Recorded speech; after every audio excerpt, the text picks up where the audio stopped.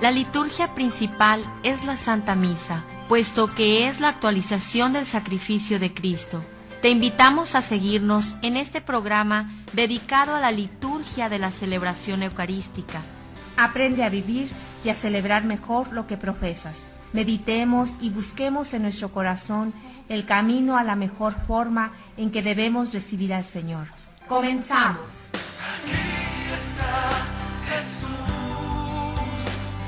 aquí está el Cordero, es el resucitado, ha venido a sanarnos, a dar vida y a unirse a su pueblo. Hermanos, hermanas, nos encontramos nuevamente por gracia de Dios aquí en este espacio para la reflexión y nos ponemos en la presencia del Espíritu Santo. Espíritu Santo, tú que eres fruto de la cruz, de la entrega total a Dios, de buscar exclusivamente su gloria y de renunciar por entero a nosotros mismos, queremos recibir con plenitud tu gran fuego, tu gran luz y tu gran consolación.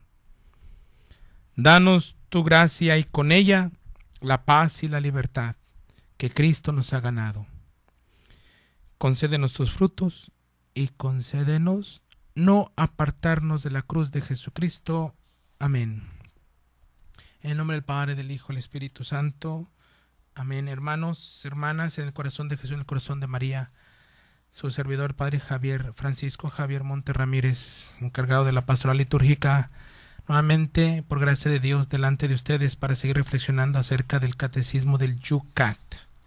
Y también, ¿por qué y para qué ir a misa? Que es lo que estamos reflexionando en este segmento.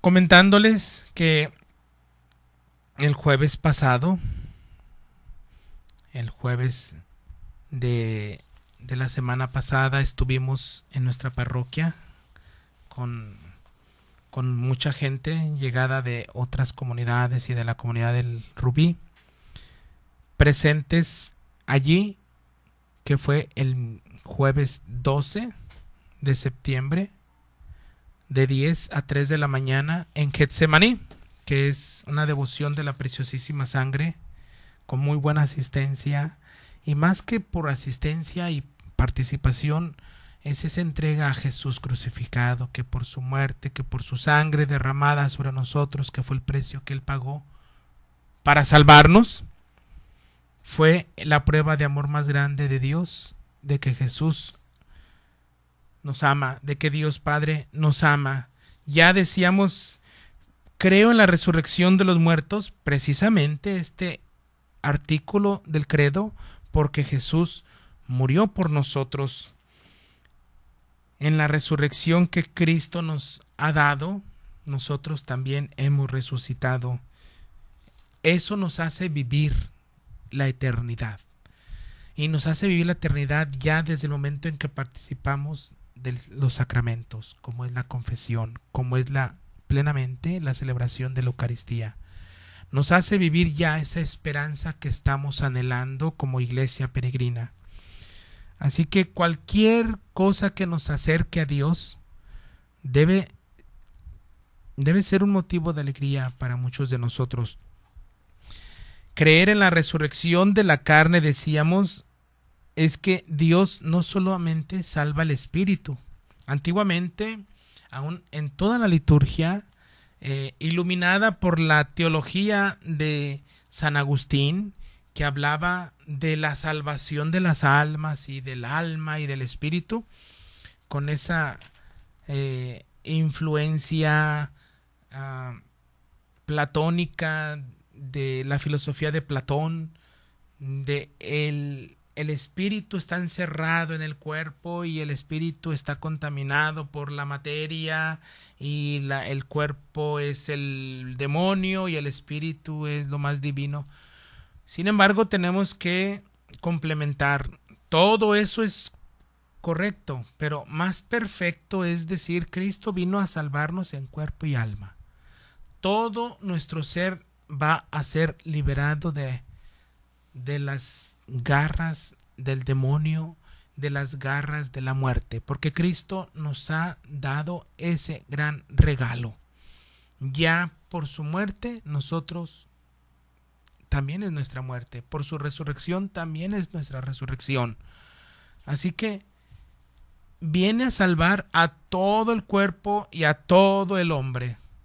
No solamente el alma. Salva a toda la persona humana entera, en cuerpo y alma. Entonces decimos, sí, se descompone el cuerpo por ser de una materia finita, mortal, limitada.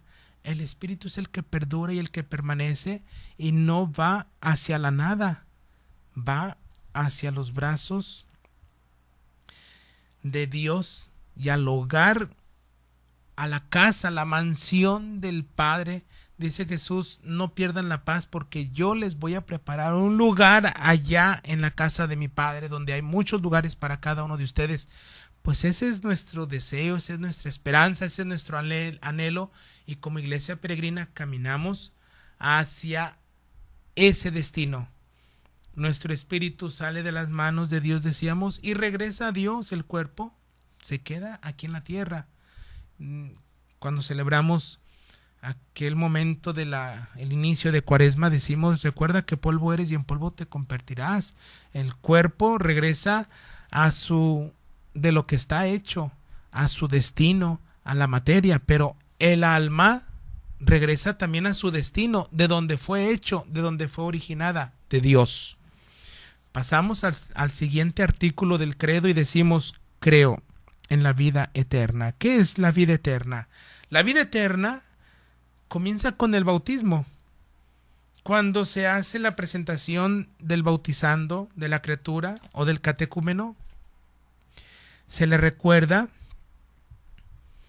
que es la entrada a la iglesia, pero es la participación de la vida eterna.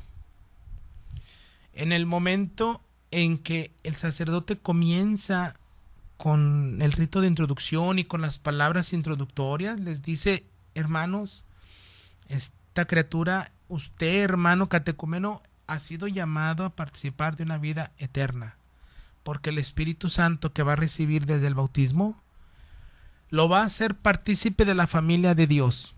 Es el Espíritu Santo el que lo va a integrar a la gran familia de Dios. Aquel otro artículo del credo que decíamos, nuestros hermanos que ya se adelantaron, que ya están participando de la gloria de Dios, y nosotros los que estamos aquí, la comunión de los santos, seguimos en esa constante comunión, la iglesia del cielo en comunión con la iglesia de la tierra y viceversa. Entonces, con esa participación del bautismo, decimos, recibimos al Espíritu Santo que nos hace integrarnos a la gran familia del Padre. Y también el Espíritu Santo nos integra a la gran familia del Padre aquí en la tierra, que es su iglesia. Nos injerta a esta asamblea, esta gran familia que nos une en el altar, a través de los sacramentos, empezando por el bautismo. Y después, bueno, ya después el Espíritu Santo viene a quitar y a borrar el pecado original con el que nacemos todos. Pero principalmente desde el bautismo comienza la vida eterna, va más allá de la muerte y no tendrá fin. Esa es la vida eterna, aquello que no tiene ni principio ni fin. Solamente Dios no tiene principio ni fin. Dios es eterno, su misericordia es eterna, su paciencia es eterna, su bondad es eterna, su amor es eterno. Imagínense qué expresiones tan maravillosas de decir todos esos atributos de Dios eternos. No empiezan ni terminan. Ya nos ha amado eternamente. Ya nos ha dado su misericordia desde toda la eternidad. Ya nos llena de su misericordia, de su gracia, de su paz, desde toda la eternidad. Cuando estamos haciendo una comparación, cuando estamos enamorados o cuando alguien está enamorado, no quiere que se acabe ese momento. Los jóvenes experimentan esos estados emocionales de donde no existe otro lugar y otra persona que el lugar donde está la persona quien se ama y la persona misma a la que se ama. Pues Dios es amor, dice la primera carta de San Juan. El amor, dice la primera carta a los Corintios, nunca pasará, nunca pasa. Cielo y tierra pasarán, pero el amor de Dios no pasará. Dios es eterno porque Dios es amor. Y el amor es eterno porque es divino. Cuando estamos en el amor, entramos en la presencia infinita de Dios. Si no hemos entendido el amor de Dios, ni participamos, ni entendemos lo que es, ni sentimos lo que es ser amado del Padre. El que no ha tenido una experiencia en algún momento de su vida, sea en un retiro, sea en una plática, sea en una homilía, sea en el momento en que Dios haya tocado su corazón y no ha sentido esa presencia divina de amor del Padre, que es paz, que es bondad, que es afabilidad, que es caridad y que es todo, entonces ese momento no lo queremos cambiar por ningún otro. ¿Seremos llevados a juicio después de la muerte? El llamado juicio especial o particular, hablábamos ya de los novísimos, aquellos eventos que pasarán al final de los tiempos. El llamado juicio especial es uno de ellos o particular, tiene lugar en el momento de la muerte de cada uno de nosotros. El juicio universal, que también se llama final, tendrá lugar en el último día, es decir, al final de los tiempos, en la venida del Señor. Somos una iglesia que peregrina hacia la segunda venida de Jesucristo. Jesucristo vendrá no como la primera vez histórica, nacerá como nació de María Virgen y estuvo predicando y padeció y murió y resucitó. No será como esa. Será para juzgar a vivos y muertos como el Señor de toda la eternidad, el Señor, el juez de vivos y muertos. Al morir cada hombre llega al momento de la verdad. Ya nada puede ser eliminado, nada puede ser escondido, todo será en público y a la luz de todos, nada puede ser cambiado. Dios nos ve como somos. Llegamos ante su juicio que todo lo hace justo. Quizá debamos pasar aún por un proceso de purificación, quizá podamos gozar inmediatamente del abrazo de Dios. En un momento más continuamos.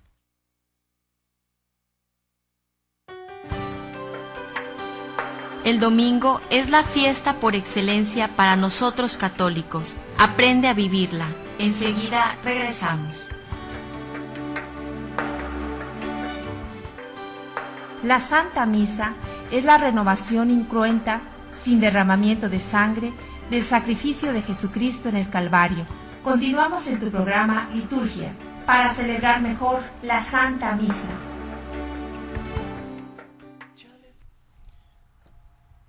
Quizás debamos pasar aún por un proceso de purificación cuando hablamos de la vida eterna. Quizá podamos gozar inmediatamente del abrazo de Dios, pero quizá estemos tan llenos de maldad y odio, de tanto no a todo, que apartemos para siempre nuestro rostro del amor de Dios. Y una vida sin amor no es otra cosa que el infierno. Entramos entonces a los novísimos, los momentos finales. Al hablar de la vida eterna, tenemos que hablar de estos momentos que tendremos cada uno de nosotros en el juicio universal. Seremos juzgados, seremos presentados, dice el Evangelio de Mateo, al final del Evangelio, en su capítulo, ahí donde habla sobre el juicio. Y vendrá el Hijo del Hombre con sus ángeles, donde los ángeles irán al norte, al sur, al este y al oeste, para atraer a todas las naciones. Y una vez reunidos, hará unos a la derecha y otros a la izquierda. Entonces, ahí viene el mensaje en ese pasaje del juicio. ¿En qué consiste el cielo? El cielo es el momento sin fin del amor. Al hablar del cielo, purgatorio e infierno, no vamos a hablar de lugares geográficos. No vamos al lugar. El infierno está allá abajo, y donde está allá los avernos, los lugares infernales. El cielo está allá arriba. No. Vamos a hablar de los estados del alma. el cielo es el momento sin fin del amor. Va a probar cada persona lo que es el verdadero y auténtico amor. Nada nos separa ya de Dios, a quien ama nuestra alma y ha buscado durante toda una vida. Junto con todos los ángeles y santos podemos alegrarnos por siempre en y con Dios. Es un estado que quizás la mirada maternal de una madre cuando le está dando de pecho a sus hijos, o esas miradas que tienen las parejas enamoradas, que no existe nada a su alrededor más que esa mirada de amor. Entonces es poder mirar a Dios cara a cara, es como un único y eterno momento de amor.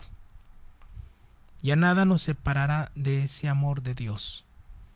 Es el lugar de la paz, es el lugar del amor, la virtud que permanecerá. Aquí ya nos pide que seamos caritativos. La carta, los Corintios, nos habla que el amor lo puede todo, y el amor es el único don después de la fe y después de la esperanza que permanecerá en el cielo. Pasará la fe, terminará la esperanza, porque ya estamos gozando de eso que anhelábamos y de eso que creíamos, de eso que suspiraba nuestra alma, que es estar sintiendo el amor del Padre. ¿Qué es el purgatorio? El purgatorio a menudo nos imaginado como un lugar, es más bien el estado del alma de espera. Quien muere en gracia de Dios, por tanto, en paz con Dios y con sus hermanos, aquel pasaje de la primera carta de San Juan, que va a decir, quien ama a Dios, ama también a su hermano. Quien no ama a su hermano, ¿cómo puede decir que ama a Dios a quien no ve si odia a quien sí ve? Tiene que ser un amor de igual intensidad. Con que se ama a Dios, de igual intensidad se debe amar al que vemos, al que está alrededor nuestro, porque volviendo al juicio que habla Mateo, que va a ser Jesucristo con nosotros, nos va a preguntar, ¿qué hiciste con el más insignificante? ¿Qué hiciste con tu hermano? Así que el purgatorio es a menudo un lugar imaginado como un lugar, pero es más bien un estado. Y quien muere en gracia de Dios, en paz con Dios y con los hombres, pero necesita otra purificación antes de poder ver a Dios cara a cara. Ese está en el purgatorio, porque nada que esté manchado puede entrar a la presencia de Dios. Ahora, no es que dejando cuentas pendientes vengan a aparecérseles a sus familiares. Por favor, dejen esas tonterías. Es que los muertos vienen porque tienen cuentas pendientes. No tienen cuentas pendientes. El que muere ya no puede cruzar esta barrera. Hay casos paranormales, inexplicables, pero que son hasta filosóficamente, metafísicamente, como lo explica Aristóteles, Platón, es imposible que un ser, una existencia que ya pasó por este momento terrenal, material, quiera regresar otra vez a sufrir las consecuencias si ya está gozando de mejor lugar, ya está en mejor estado su espíritu, su alma. Cuando Pedro traicionó a Jesús, el Señor se volvió y miró a Pedro, y Pedro salió fuera y lloró amargamente.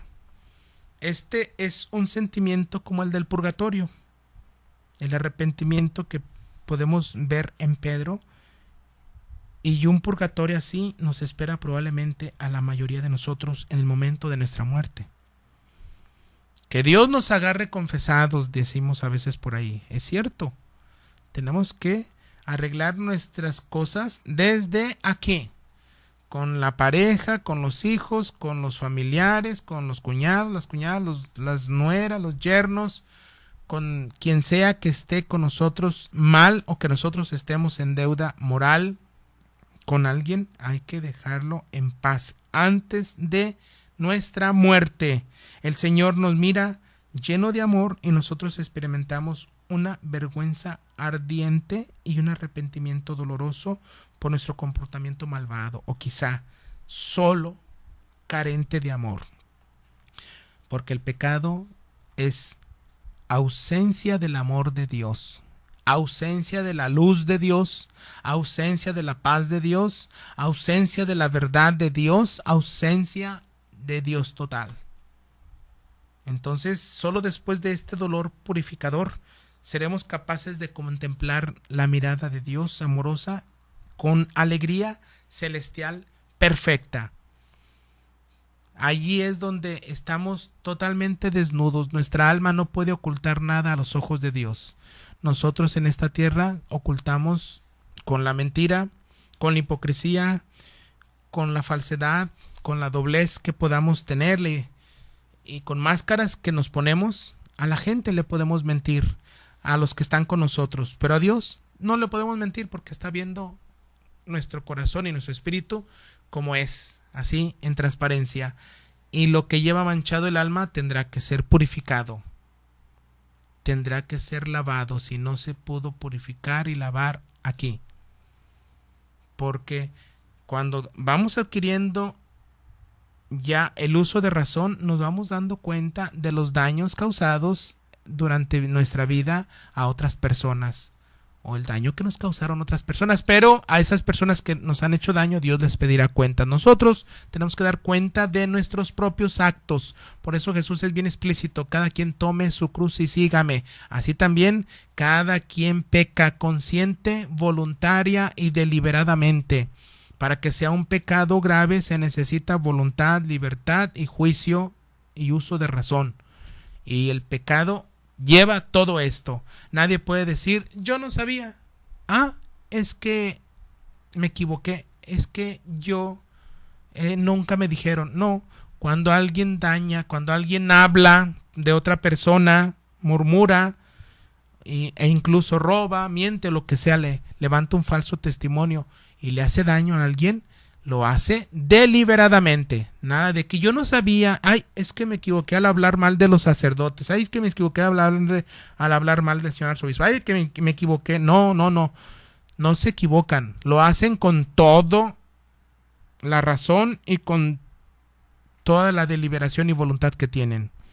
Así que solo después de que nosotros sintamos vergüenza delante de Dios y purificarnos porque no podemos tocarlo.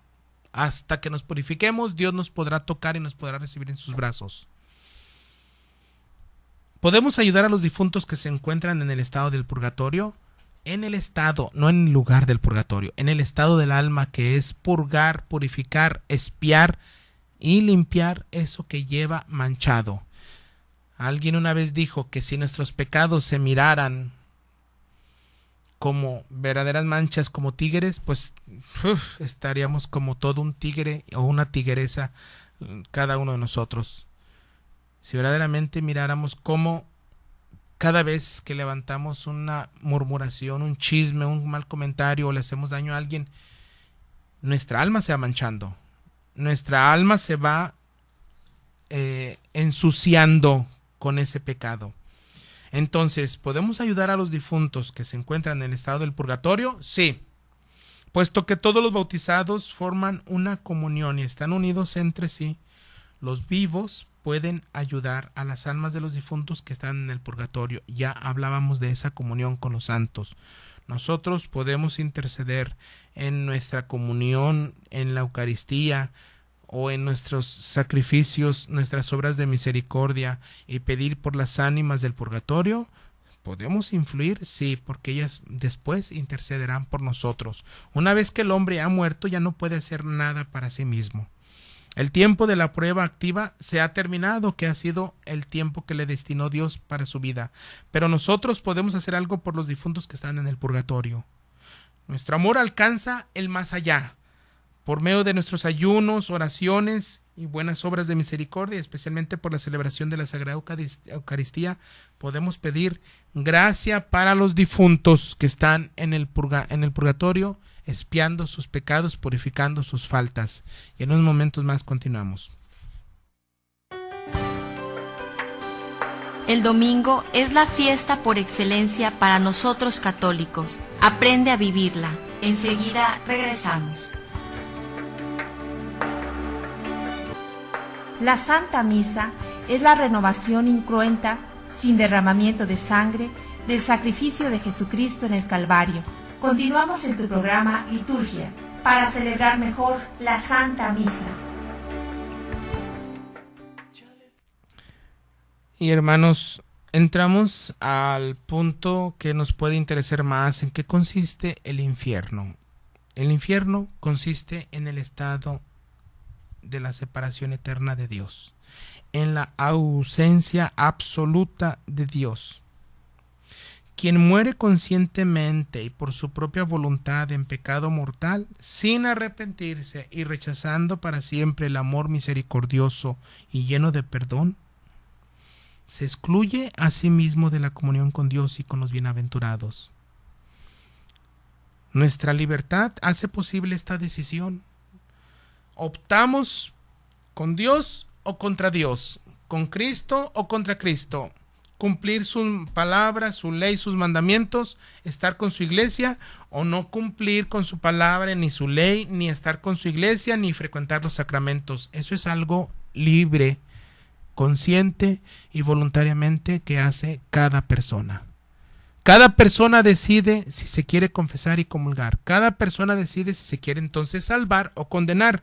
Jesús nos alerta constantemente del riesgo de separarnos definitivamente de Él. Cuando nos cerramos a la necesidad de sus hermanos y hermanas, apártense de mí, malditos, vayan al fuego eterno. No es una condena de Jesús, porque estuve hambriento y no me dieron de comer, estuve sediento y no me dieron de beber, estuve en la cárcel, no me visitaron, estuve enfermo y no me asistieron. Así que lo que no hicieron con uno de estos más pequeños, tampoco lo hicieron conmigo. Mateo en el capítulo 25. Ese es el capítulo que nos va a hablar de el juicio y de los últimos días de nuestra vida, de todo el universo, de toda la creación. Ahora sí estaremos cara a cara todos delante de Dios. Pero si Dios es amor, ¿cómo puede existir el infierno?, va a decir alguien. No es que Dios condene a los hombres, estamos diciendo. Jesús no viene a condenar, viene a salvar. Pero el que no quiere recibir el amor de Dios, el que no quiere recibir el perdón de Dios, el que no quiere recibir la misericordia de Dios, no acepta su ley, no acepta practicar su mandamiento del amor. Así, rotundamente, no, es un rechazo a Jesús. Entonces no necesitamos que venga un tal famoso anticristo. Va a venir el anticristo, el hijo del diablo. No, ya dice San Juan, el anticristo está entre nosotros cuando cada uno de aquellos que dicen no quiero nada con Cristo, ni con su ley, ni con su doctrina, ni con la Biblia, ni con la iglesia menos, ni con los sacramentos, ni con los sacerdotes. Entonces está diciendo libre, voluntaria y conscientemente no a Dios. No es Dios quien condena a los hombres, es el mismo hombre, es la misma persona humana quien rechaza el amor misericordioso de Dios y renuncia voluntariamente a la vida eterna. Jesús viene a dar vida y la viene a dar en abundancia. Jesús viene a hablar del amor de Dios y a darlo en abundancia. Jesús viene a hablar del reino de Dios y su justicia y a vivirla en abundancia. El que no quiere voluntariamente aceptar esto, entonces se excluye de la comunión con Dios y con el más pequeño, con el más insignificante de sus hermanos. Dios desea la comunión incluso con el último de los pecadores. Dios viene a buscar a los pecadores. Ya Jesús les dice, no vengo a buscar a los justos. En la parábola de las ovejas, las 99 justas allí bien cuidadas, allí están. Esas no necesitan. Él, la que se pierde, esa es la que viene a buscar Dios. Dios desea la comunión incluso con el último de los pecadores. Quiere que todos y cada uno de nosotros se convierta y se salve. Pero Dios ha hecho a todo ser humano que habita en este planeta, lo ha hecho con la facultad y con el don de la libertad. Y Dios respeta las decisiones, por eso no se puede obligar a nadie a decir ama a Dios y agarrarlo del pescuezo y decirle tienes que amar a Dios. y agarrarlo también del pescuezo y decirle, tienes que ir a misa. Y también zarandearlo y decirle, tienes que comulgar, tienes que confesarte. No, señor, no, señora. Tienes que casarte, tienes que bautizarte. No, señor, no, señora. Eso es violentar, eso es obligar y forzar. Dios no viene a obligar, ni a violentar, ni a forzar a nadie. Dios respeta la libertad de cada uno de nosotros. ¿Quieres? Él viene a decirnos, en verdad, ¿me aceptas a mí? ¿Quieres que yo entre en tu vida? ¿Quieres sentirte amado de mí? ¿Quieres recibir mi amor? Ahí están los sacramentos, ahí está la iglesia, ahí están los sacerdotes, ahí está la Sagrada Escritura, ahí están los hermanos reunidos en oración, ahí están. Así que aquí cada quien decide. Dios respeta las decisiones de cada uno de nosotros. ¿Quieres seguir en ese estado en el que te encuentras de pecado, de un pecado permanente? En la situación en que tú te estás en este momento sintiendo, eres tú, no es Dios el que te abandona, eres tú el que abandona a Dios. Ni siquiera Dios puede obligar a amar a nadie. Como amante es impotente ante alguien que elige el infierno en lugar del cielo. Dios como amante se siente impotente ante quien elige al diablo en lugar de Jesús. Las cosas del demonio en lugar de la vida de Jesús y las cosas de Cristo. Ahora, ¿qué es el juicio final? El juicio final se celebrará al final de los tiempos, cuando vuelva Cristo. Los que hayan hecho el bien saldrán a una resurrección de vida. Los que hayan hecho el mal a una resurrección de juicio. Cuando Cristo venga en su gloria, toda su luz caerá sobre nosotros. La verdad saldrá abiertamente a la luz, decíamos. Nuestros pensamientos, nuestras obras, nuestra relación con Dios y los hombres, nada quedará oculto. Conoceremos el sentido último de la creación, comprenderemos los maravillosos caminos de Dios para nuestra salvación y por fin recibiremos la respuesta a la pregunta de ¿por qué el mal puede ser tan poderoso cuando Dios en realidad es el único que tiene poder? El juicio final es también una fecha de juicio para nosotros. Aquí se decide si somos despertados para la vida eterna o si somos separados para siempre de Dios. Pero no seremos separados y rechazados por Dios, sino nuestra propia vida, nuestra propia conducta. Aquellos que hayan elegido la vida vivirán para siempre en la gloria de Dios y le alabarán en cuerpo y alma. ¿Cómo se acabará el mundo? Al final de los tiempos Dios dispondrá un cielo nuevo y una tierra nueva. El mal ya no tendrá poder ni atractivo. Los redimidos estarán cara a cara ante Dios como sus amigos, porque se dejaron redimir con la sangre de Cristo, porque se acercaron a comulgar el cuerpo y sangre de Cristo en la Eucaristía. Contemplar a Dios será su felicidad. El Dios Trino habitará entre ellos y enjugará toda lágrima de sus ojos. Ya no habrá muerte, ni luto, ni lamento, ni fatiga. Palabras bíblicas en ese lugar donde Dios nos tiene predestinados. ¿Por qué decimos amén al confesar nuestra fe? Decimos amén, es decir, sí, amén es una palabra hebrea. Y nosotros le decimos sí, ¿a qué? Sí creo en Jesús. Sí creo que estamos celebrando a Cristo en la Eucaristía. Sí acepto lo que Dios. Eso es con lo que queremos decir el amén al confesar nuestra fe, porque Dios nos llama como testigos de la fe. Quien dice amén asiente con alegría y libremente a la acción de Dios en la creación y es partícipe también de la salvación que Dios otorga. La palabra hebrea amén procede de una familia de palabras que significan tanto fe como solidez, fiabilidad, fidelidad. Quien dice amén pone su firma, es decir, acepto. Este sí incondicional lo podemos pronunciar únicamente porque Jesús se ha revelado para nosotros en su muerte y resurrección como fiel y digno de confianza. Él mismo es el amén humano a todas las promesas de Dios, así como el amén definitivo de Dios para nosotros. Y así hemos terminado una parte de este catecismo de nuestra profesión de fe. Entramos a la segunda parte de cómo celebramos los misterios cristianos. Vamos a ir tratando cómo Dios actúa para nosotros mediante signos sagrados.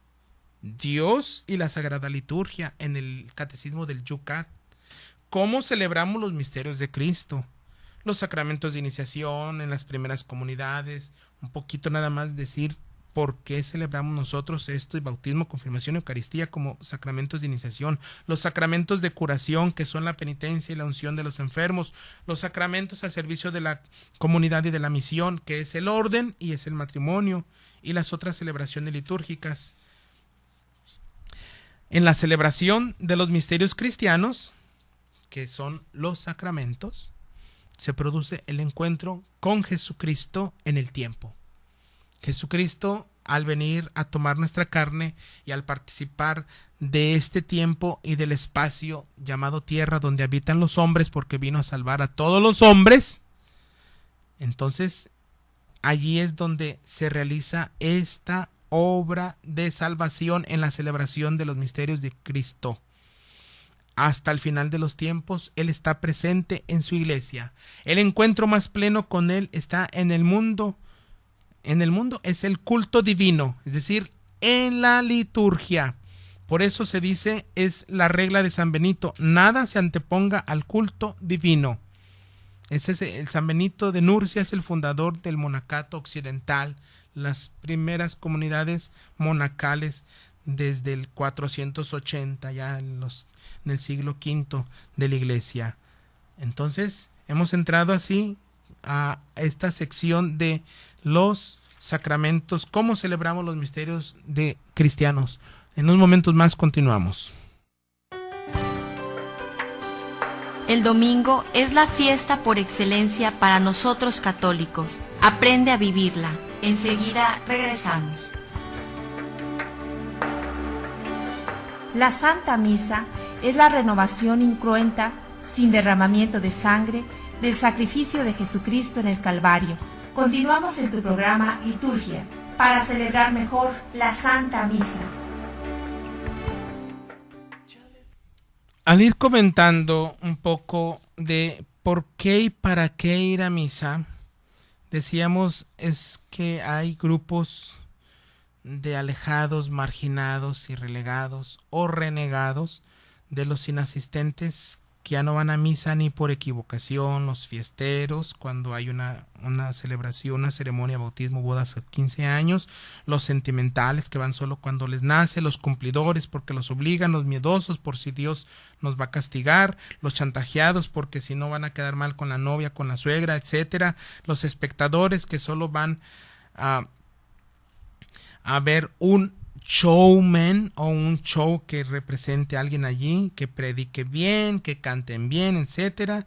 Los turistas que no se enteren de lo que sucede, nomás van y ven las catedrales, los santuarios, sus imágenes y a ver cómo van vestidos los demás. Los visitantes del ratito, puesto que Dios hace algo por nosotros, aunque sea un ratito lo visitamos. Los acostumbrados que ya tienen por rutina ir a misa, los piadosos despistados que van a misa y rezan devociones, y los que participan con devoción y con gusto. Esta expresión que nosotros hemos a veces usado, o muchos de ustedes usan, voy a misa cuando me nace. Qué flojera tener que ir cada semana. ¿Por qué no puedo ir cuando se me antoje? Muchas generaciones de jóvenes y jovencitas que han pasado por colegios católicos, sin alusiones personales ni ofensas.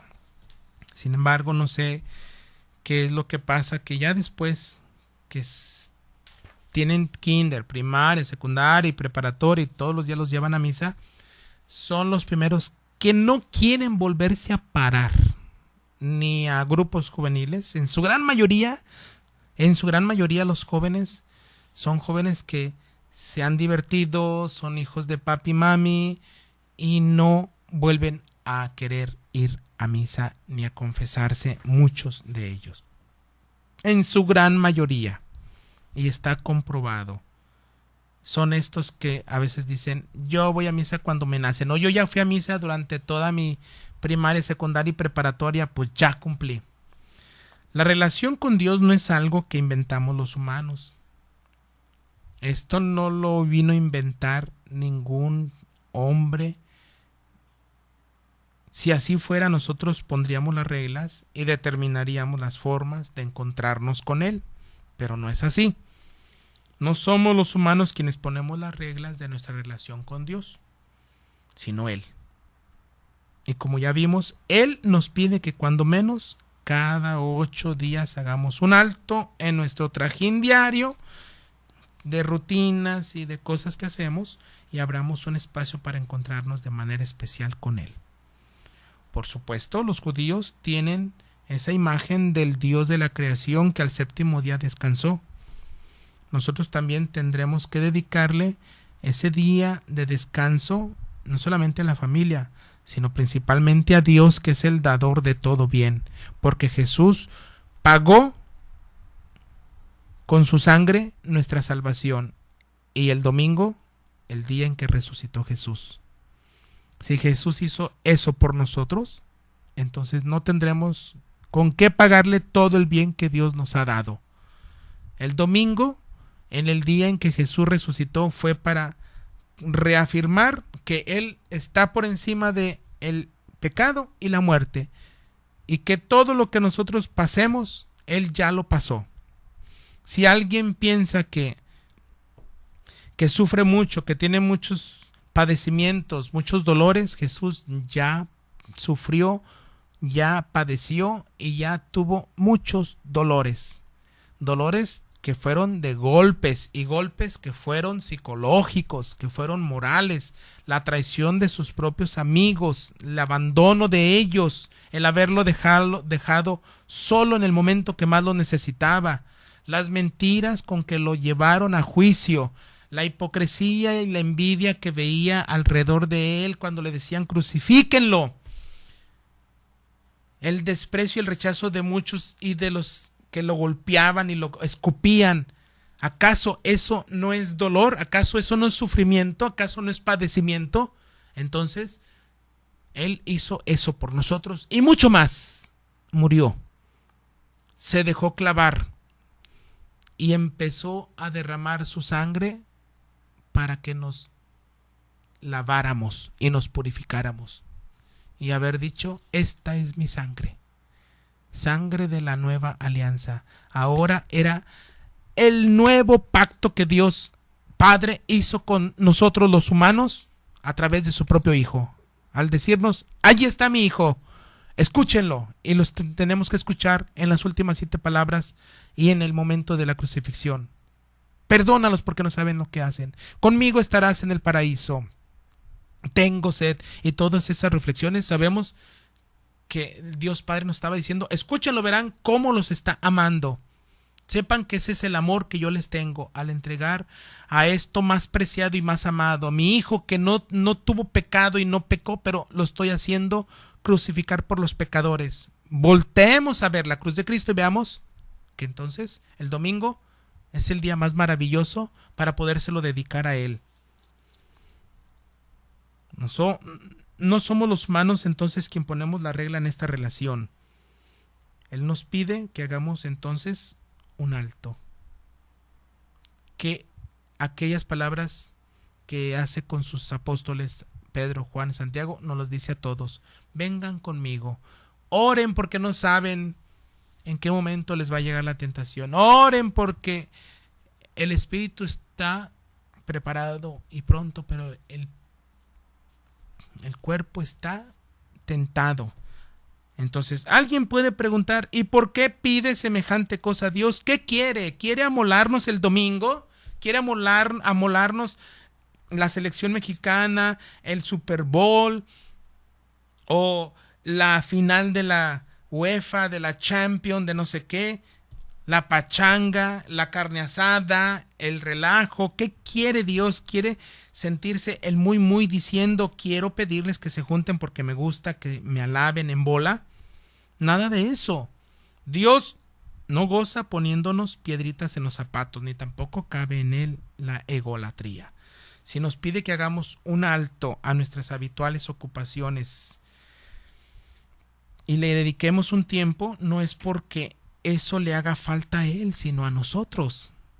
A Dios no le quitamos de su gloria y no le aumentamos ni le agregamos a su gloria asistiendo a misa, comulgando, confesándonos. No le hacemos nada. Como nuestro Creador, Dios sabe que necesitamos mantenimiento. ¿Qué pasaría si el dueño de un coche nunca lo llevara al taller?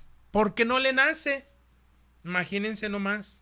O imagínense a la mamá, que a lo mejor sí puede suceder y sí sucede, que deja al niño todo el día sin cambiarlo y todo el día sin darle de comer. Porque no le nace.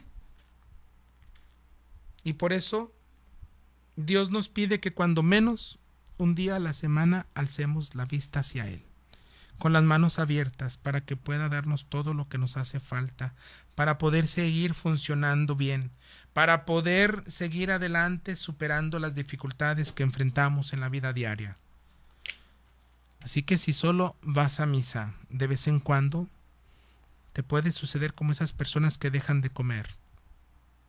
Poco a poco se les va yendo el hambre y la capacidad de asimilar los alimentos, por lo que llega un momento en que ya no pueden comer, pero como el alimento les hace mucha falta, mueren de inanición. Así también al alma le hace falta el alimento de Dios. Otra de las expresiones que encontramos: no le veo el caso ir a misa, pues Dios está en todas partes. ¿Para qué ir a misa los domingos? Si a Dios lo puedo encontrar en el mercado, en el carro, en la calle y en todas partes.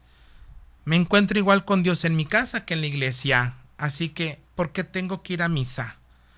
Así lo dicen algunas personas. Podrían mencionarse varias razones que conviene considerar. Podemos decir, tú formas parte de una comunidad, porque el domingo es el día de la reunión de la familia de Dios, de la reunión de los hermanos, de la reunión en comunión con los demás. Jesús nos hizo saber que formamos parte de una gran familia. Nos enseñó a decir Padre nuestro. No dijo Padre mío, nada más. No dijo Padre tuyo, dilo, Padre tuyo, no. Padre nuestro, no en singular, sino en plural.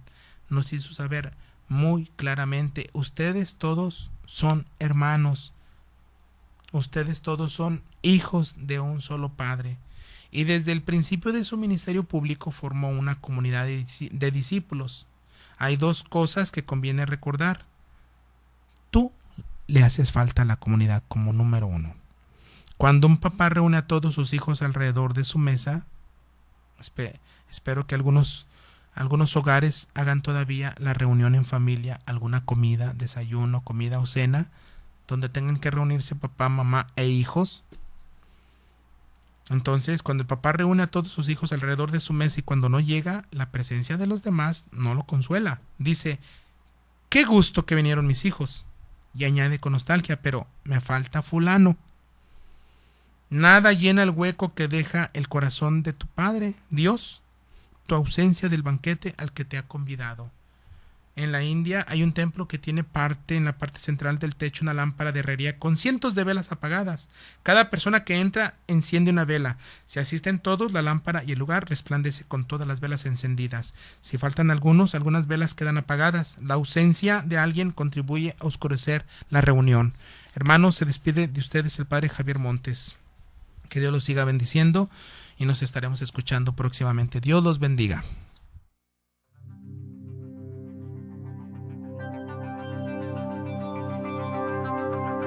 Por hoy, nuestro programa ha terminado.